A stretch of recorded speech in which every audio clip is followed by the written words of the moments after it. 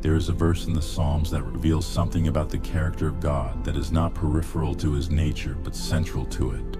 Psalm 68 verse 5 declares, "A father of the fatherless and a judge of the widows is God in his holy habitation." This is not a description of what God does occasionally. It is a declaration of who God is essentially. He does not merely help the fatherless when it is convenient. He fathers them. He does not merely consider the case of the widow when it is brought to his attention. He judges on her behalf as a permanent expression of his character, and this identification comes not from the margins of Scripture, but from within the worship of Israel, embedded in a psalm of praise, offered as a reason for adoration. God is to be praised because he is this kind of God. The defense of the vulnerable is not a secondary activity of the Almighty. It is an expression of the very holiness from which he governs all things. Psalm 9 verse 9 reinforces the same truth from a different angle. The Lord also will be a refuge for the oppressed, a refuge in times of trouble. The word refuge carries structural weight. A refuge is not a suggestion. It is not an idea. It is a place of actual safety, a fortification that stands between the one who is threatened and the threat itself. And the Lord does not merely offer refuge, he will be a refuge. He places himself in that position. He assumes the role. He stands as the wall between the vulnerable and the forces that press against them. And his assumption of this role is not conditional upon the strength, the status, and/or the social positioning of the one who needs shelter. It is conditional only upon his own character, which does not change and which does not fail. The concept of defense, as the Scriptures present it, must be understood in its full biblical weight before it can be rightly applied. When the Bible speaks of God as defender, it does not use the word in the casual or political sense that modern usage often implies. It speaks of God as judge, as advocate, as the one who takes up a legal cause on behalf of the one who cannot plead her own case. The Hebrew concept of defense is rooted in the courtroom of divine justice, where God sits not as a passive observer, but as an active participant on behalf of those who have no other representation. He is the judge who cannot be bribed. He is the advocate who cannot be silenced. And he is the protector whose authority supersedes every human power that has been arrayed against the defenseless. And it must be said at the outset, with both honesty and theological precision, that divine defense does not always mean the immediate removal of difficulty. It does not guarantee that the threat will dissolve the moment it is identified. It does not promise that injustice will be reversed within the time frame that the human heart considers acceptable. What it promises is something more enduring and more certain than immediate resolution. It promises the presence, the justice, and the covenant loyalty of a God who has never abandoned a cause he has taken up, and who has never failed to bring his purposes to completion, whether in the visible or the invisible, whether in time or in eternity. Number 1, your God defends through the exercise of divine justice, and his justice is directed with particular attention toward the vulnerable. Deuteronomy chapter 10 verse 18 states, "He doth execute the judgment of the fatherless and widow, and loveth the stranger, in giving him food and raiment." The word execute is not passive. It does not describe contemplation or deliberation. It describes action. God executes judgment. He carries it out. He moves within the structures of providence to see that justice is accomplished for those who cannot accomplish it for themselves. And the pairing of this judicial action with the giving of food and raiment reveals that God's defense is not merely legal in the abstract sense. It is practical. It extends into the material needs of those he defends. He does not merely declare the widow righteous and leave her hungry. He feeds her. He clothes her. His defense encompasses the whole of her need. Proverbs chapter 22, verse 22 and 23, warns against exploiting those whom God has committed himself to defend. Rob not the poor, because he is poor, neither oppress the afflicted in the gate. For the Lord will plead their cause and spoil the soul of those that spoiled them. The Lord will plead their cause. This is courtroom language. God takes up the legal brief of the poor and the afflicted and enters the proceedings on their behalf. and the consequence for those who have spoiled them is severe. God will spoil the soul of the oppressor. The defense is not merely protective, it is retributive. The one who harms those whom God defends will face the advocacy of the Almighty turned against them with the full force of divine righteousness. Number 2, the account of Hagar in the wilderness demonstrates God's defense of a woman who had been cast out from every human system of protection. In Genesis chapter 21, Hagar was sent away from Abraham's household with only bread and a bottle of water. She was a woman without legal standing, without a community, without a protector. When the water ran out, she placed her son under a shrub and withdrew. Unable to bear the sight of his death, she lifted up her voice and wept, and God heard. Genesis chapter 21, verses 17 through 19 record, "And God heard the voice of the lad, and the angel of God called to Hagar out of heaven, and said unto her, What aileth thee? Hagar, fear not, for God hath heard the voice of the lad where he is. Arise, lift up the lad, and hold him in thine hand, for I will make him a great nation. And God opened her eyes, and she saw a well of water." The defense of Hagar was not the punishment of Abraham. It was the direct, personal, providential intervention of God on behalf of a woman who had no one else to intervene. He heard, he spoke, he opened her eyes, he provided water, and he promised a future. Every element of his defense was specific to her condition and addressed her need in its totality. She was not defended in the abstract.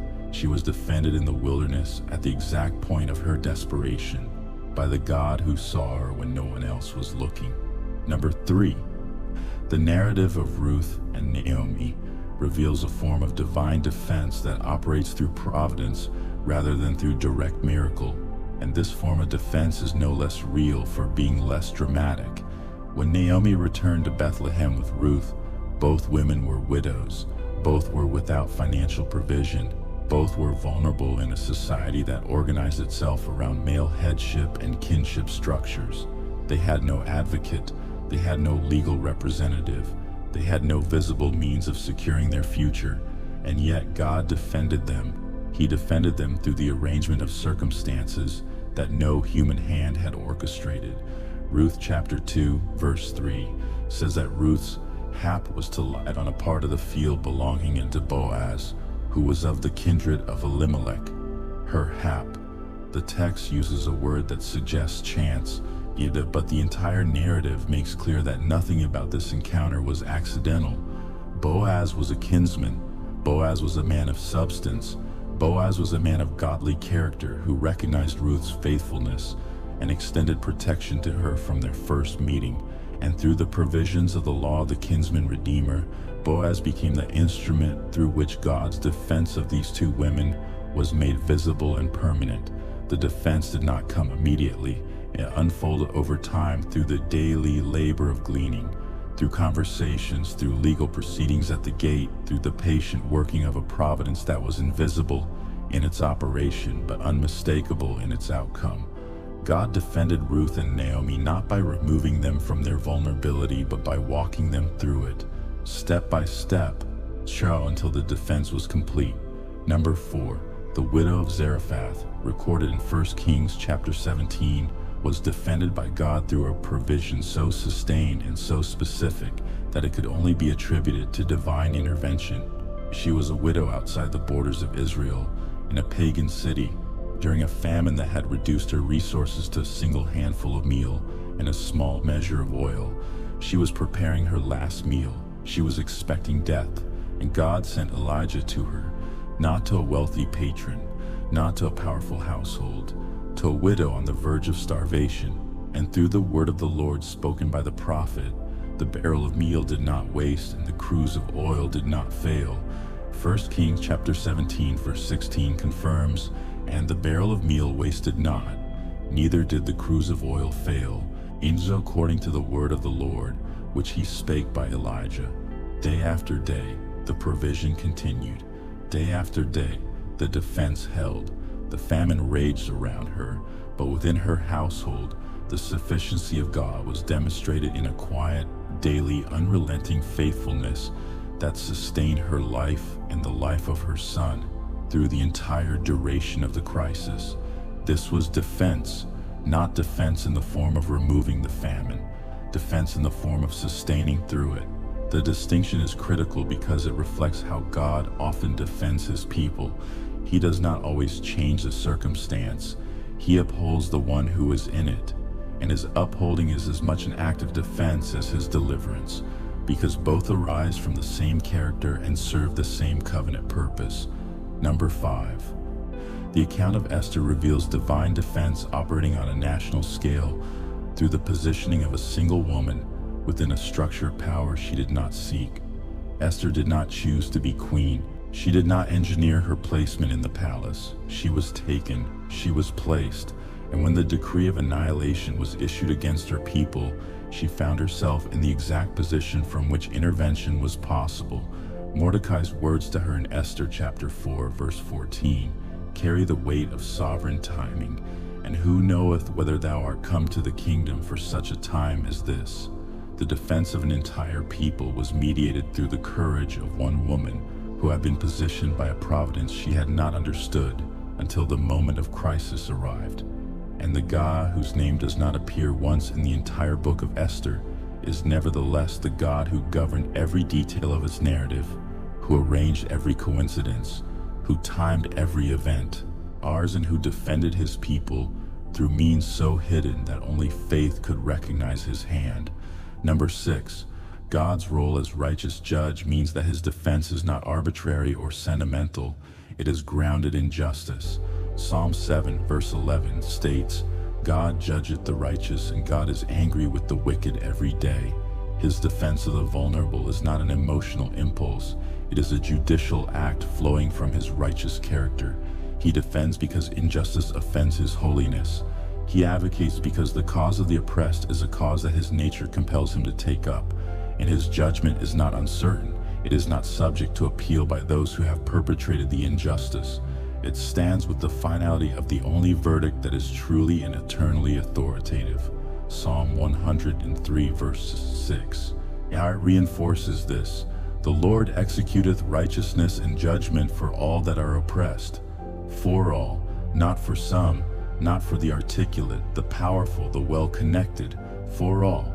Every woman who has suffered injustice, who has been exploited, who has been silenced, who has been pushed to the margins by forces she could not resist, stands within the scope of this declaration. The Lord executes righteousness on her behalf, and his execution of justice is not a metaphor. It is an attribute of his rule. Number 7. When human protection fails, covenant faithfulness remains. This is a truth that the scriptures establish with unmistakable force. Psalm 27 verse 10 says, When my father and my mother forsake me, then the Lord will take me up. The abandonment is real. The failure of human protection is acknowledged without softening. Father and mother may forsake. The closest human relationships may withdraw their covering, but the Lord takes up. He receives. He gathers. He assumes the role that has been vacated by those who should have filled it, and his assumption of that role is not temporary. It is not a stopgap measure until human protection returns. It is the full and permanent expression of a covenant that does not depend upon human faithfulness to remain in effect. Isaiah chapter 54 verse 5 takes this further. For thy Maker is thine husband, the Lord of hosts is his name, and thy Redeemer, the Holy One of Israel. The God of the whole earth shall he be called. The Lord identifies himself as husband to the one who has none. He does not leave the role unfilled. He does not leave the woman uncovered. He steps into the position himself, not as a figurative comfort, but as a covenantal reality. The Maker becomes the husband. The Redeemer becomes the advocate. The God of the whole earth becomes the defender of one woman. And his defense is as comprehensive as his authority, which is to say, it is without limit. Number 8. Christ is presented in the New Testament as the ultimate advocate, and his advocacy secures the defense of every soul that belongs to him. 1 John chapter 2 verse 1 declares, And if any man sin, we have an advocate with the Father, Jesus Christ the righteous. The advocacy of Christ is not a temporary assignment. It is an ongoing, eternal function of his mediatorial office. He stands before the Father. He intercedes. He represents. And the defense he provides is not based on the merit of the one defended, but on his own righteousness. He is called Jesus Christ the righteous. His defense is not contingent upon the worthiness of the defendant. It is grounded in his own perfection, which is why it cannot fail. Hebrews chapter 7 verse 25 extends this truth to its fullest expression. Wherefore he is able also to save them to the uttermost that come unto God by him, seeing he ever liveth to make intercession for them. He ever liveth. The defense never ceases. The intercession never pauses. The advocacy of Christ is as eternal as his life, which is to say it is without end. And the woman who comes to God through Christ is defended not by her own voice, but by the voice of the Son of God, who speaks on her behalf in the presence of the Father, with an authority that no created power can overrule. Number 9. The unchanging character of God is the ultimate ground upon which his defense rests. Human defenders fail. Human advocates grow weary. Human protectors are limited by their own frailty. But God does not change.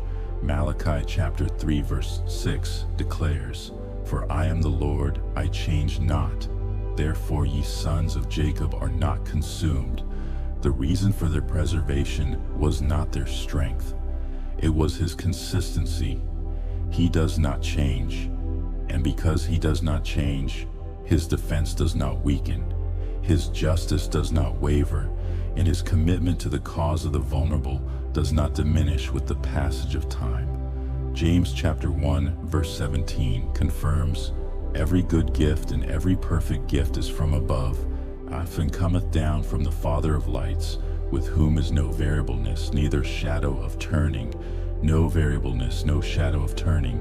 The God who defended Hagar in the wilderness is the same God who defends the woman who calls upon him in this present hour.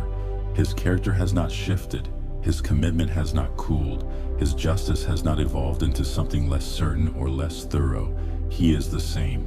And what he has declared about his relationship to the vulnerable remains in force with the same authority with which it was originally spoken. Let no woman conclude that because she is vulnerable, she is undefended. Let no woman believe that because human protection has failed, all protection has failed. The God of Scripture has identified himself as her defender. He has declared his justice on her behalf. He has positioned his providence around her. He has sealed her in the advocacy of Christ, and he has committed his unchanging character to the maintenance of her cause. She may stand vulnerable before the world, but she does not stand undefended before God. The word of the Lord gathers this entire truth into a single unshakable declaration. Psalm 146, verses 7 through 9. "Which executeth judgment for the oppressed, which giveth food to the hungry. The Lord looseth the prisoners. The Lord openeth the eyes of the blind. The Lord raiseth them that are bowed down. The Lord loveth the righteous. The Lord preserveth the strangers. He relieveth the fatherless and widow. But the way of the wicked he turneth upside down. He relieves, he preserves, he executes judgment. And the way of those who oppose his defended ones, he turns upside down."